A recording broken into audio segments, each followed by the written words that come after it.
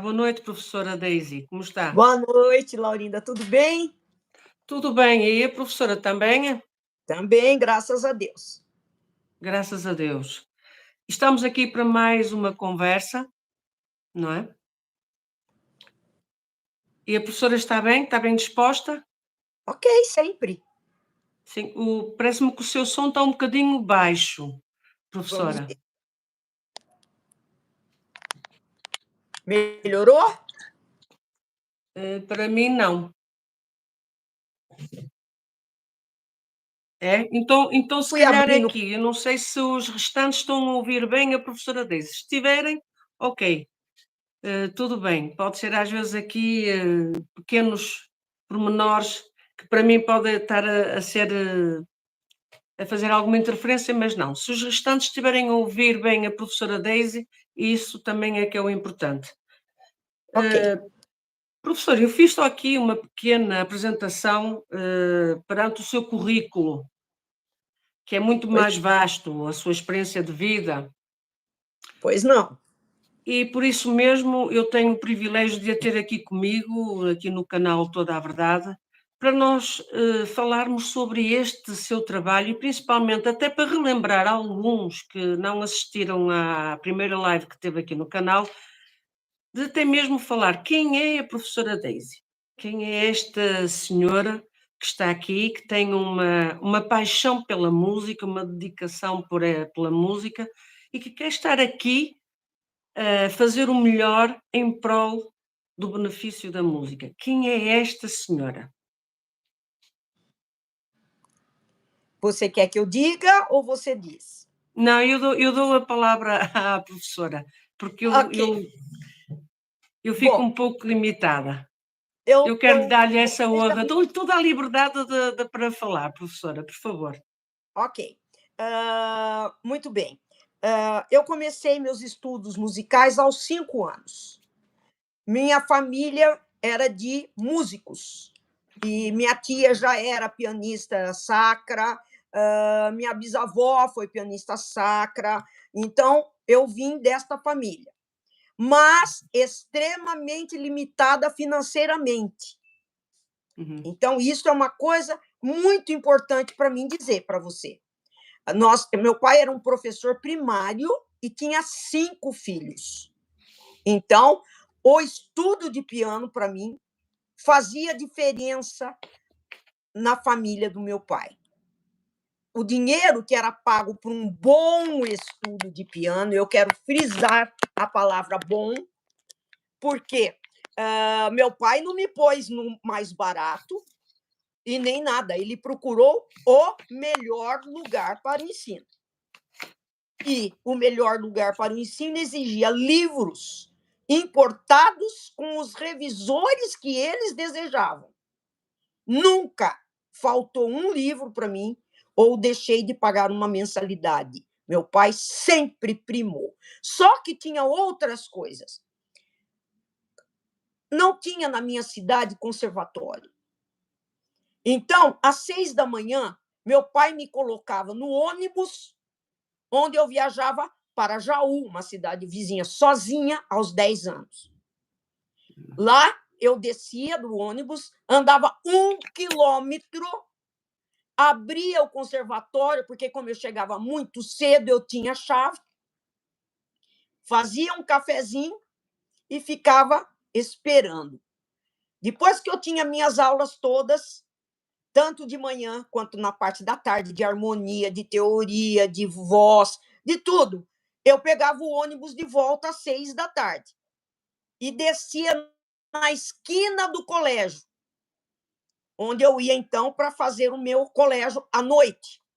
E quando eu chegava na minha casa, já eram 11h20 da noite. Ali minha mãe deixava um pão com omelete e um chá prontinho para mim. Esta foi minha alimentação durante muito tempo, muito tempo. E de manhã eu não via minha mãe e nem via quando eu chegava. Então, se você me perguntar, você cozinha bem?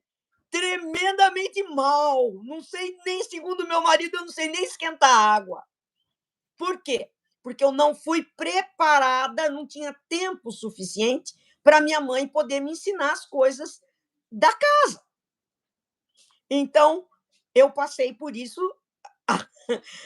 dando conta do meu estudo, que meu pai exigia. Meu pai dizia o seguinte: você, tudo que for fazer, vai ser com excelência. Nada por menos. Tá bom o som? Eu estou com o meu genro aqui do lado perguntando se precisa melhorar o som. Tá bom assim? Não, o som está bom. O som está bom, Ok. professora. Ok, O obrigado, som está bom. Ok, obrigada então. Bom, muito bem. Quando a gente estava nesse aprendizado todo, que meu pai dizia excelência, ele exigia excelência em tudo. No piano, na harmonia, na história da música, na teoria, não podia vir nota abaixo, porque era um grande sacrifício para a família toda. Então, tinha que ser o melhor.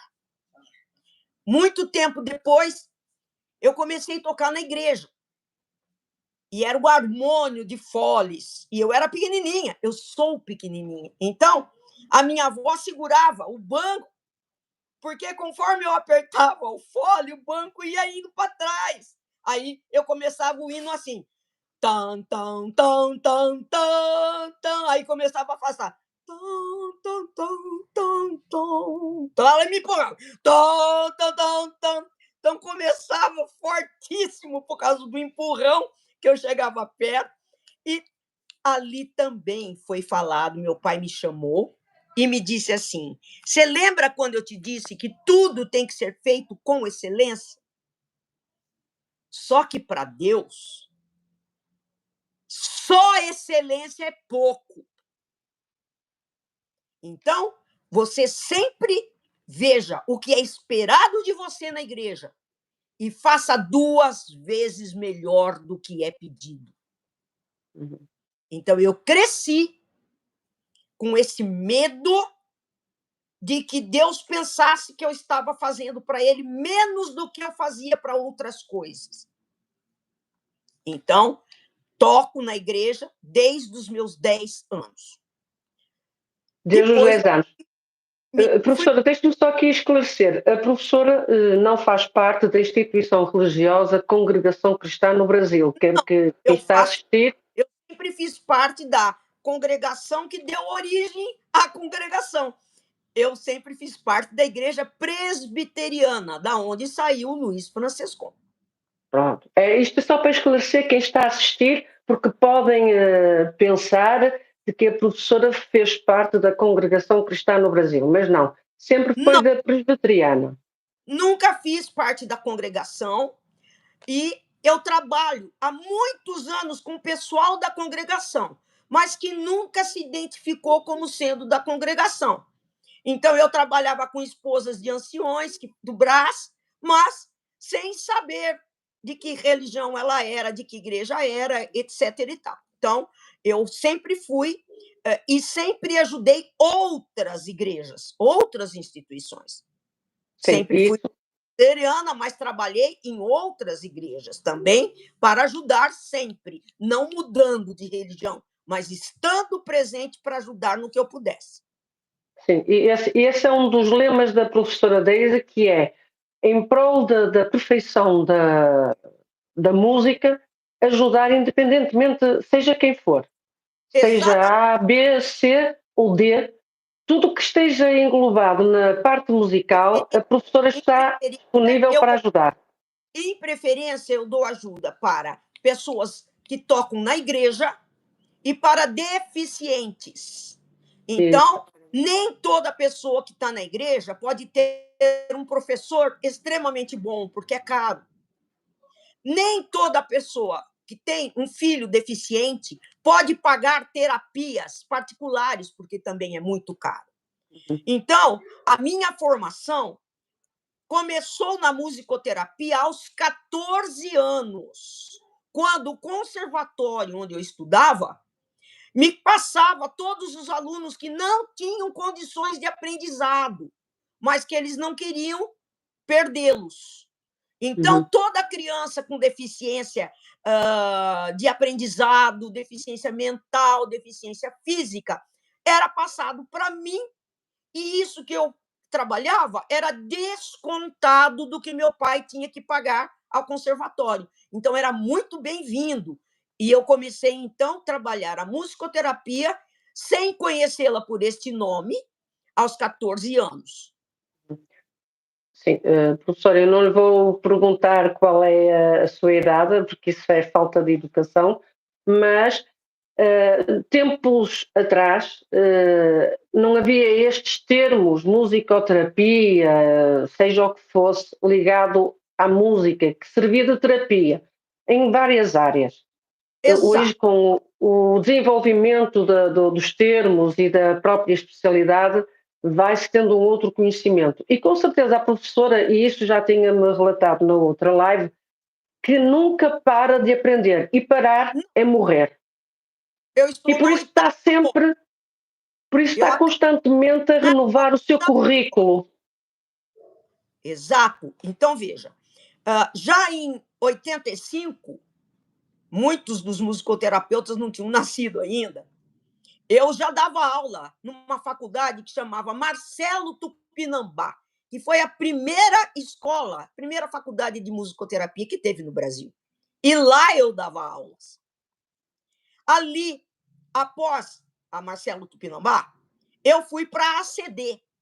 Eu fui para a ACD numa daquelas coisas que às vezes acontecem na sua vida. Eu fui acidentada. Eu fui contratada para dar 40 concertos na Cidade do México. E um dia antes de começar, eu tive um acidente de carro que destruiu o meu joelho. E eles me colocaram assim lá no México. Você estava fora do contrato. Se não fizer os 40 concertos, não vai receber nem a passagem de volta. E eu tive que dar os 40 concertos com a perna destruída.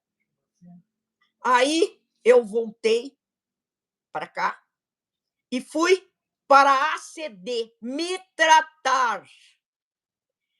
E contratei uma senhora que me ajudava como assistente, que hoje é a maior musicoterapeuta do país. O nome dela é Maria Helena Nascimento. Ela foi contratada porque eu ia ficar 1 ano engessada. Então, eu contratei, ela era formada em piano, tinha 4 filhos na época pequenos, também precisava do serviço, e nós fomos. E ela me levava todo dia para a ACD para me tratar. Chegando lá, eu vi aquelas crianças sofrendo para tomar injeção, sofrendo para fazer um tratamento. Falei, Maria Helena, sobe lá em cima, pergunta para o diretor se eu posso começar a contar historinha ou cantar com eles nas horas que eles vão ter o atendimento. A Maria Helena subiu, voltou, falou, pode sim. Então, nós duas começamos a trabalhar com essas crianças para ajudar a que elas não sofressem tanto na hora do tratamento. Passou-se um tempo, e eu continuando em tratamento, pensei, Maria Helena, se eles tivessem instrumentos para a gente fazer uma bandinha, alguma coisa assim, sobe lá, Maria Helena, pergunta para o diretor se nós podemos usar instrumento, cantar. Voltou a ela com o diretor. Ele disse, nós não sabemos o que você está fazendo, mas continue fazendo, por favor. Olha esta salinha. Me mostra uma sala de uns 3x4. Esta sala é sua, para o trabalho que vocês estão fazendo. Nós pegamos e pusemos o nome de Músico Reabilitação. E assim nascia, na ACD de São Paulo, a musicoterapia, com o nome de Músico Reabilitação. Depois, eu fiz outros cursos, fora de eu tinha pedagogia musical, eu fiz pedagogia, depois eu fiz outros cursos de pós, fiz prosódia, fiz fraseologia, tudo para ajudar na fala, no movimento da boca, movimento da língua, respiração. Fiz métrica, fiz um curso muito legal chamado Biologia da Música. Fiz um outro chamado, agora de pouco, eu acabei de fotografar para enviar para você, mas era acústica musical. Então, e fiz mestrado em musicoterapia e atualmente estou terminando minha 8ª pós, terminei agora. Então, se alguém me viu na faculdade fazendo um curso de pós, fiz sim, acabei de ser aprovada. E com isso eu me sinto preparada sempre, atualizadíssima. Não existe motivo para um bom profissional não estar fazendo outros cursos, mesmo que alguém que te veja lá te julgue mentirosa por falar que fez mestrado, né? Até dei risada disso, mas tudo bem. Então, Sim, sim, exato, professora. Eu enviei-lhe o print da conversa que estava a ter no Instagram com uma, não sei se é irmã ou o que é que eu posso chamar, não sei se está a congregar ou não. Sei que é filha de um ancião da congregação. Eu sei que é filha de um ancião. Acho que não vale a pena estar aqui a referir o nome desse ancião, não vamos estar a entrar nestes mexericos, porque isso não vai levar a lado nenhum, porque aqui o nosso lema e o assunto principal é este. Eu acho que a professora não tem interesse nenhum. Meu diploma de mestrado para ela, para que ela tenha certeza que não existe mentira no meu currículo. É assim, eu não sei o que é que poderá estar na cabeça de algumas pessoas, não é só dela, infelizmente, e perante aquilo que tenho vindo a assistir, que me têm enviado, eu fico espantada, mas pronto, cada um gere a sua formação pessoal da forma como tem. Agora, a verdade é uma, professora, a professora está a fazer um trabalho, a professora está empenhada, não só por estar a fazer este trabalho para a congregação,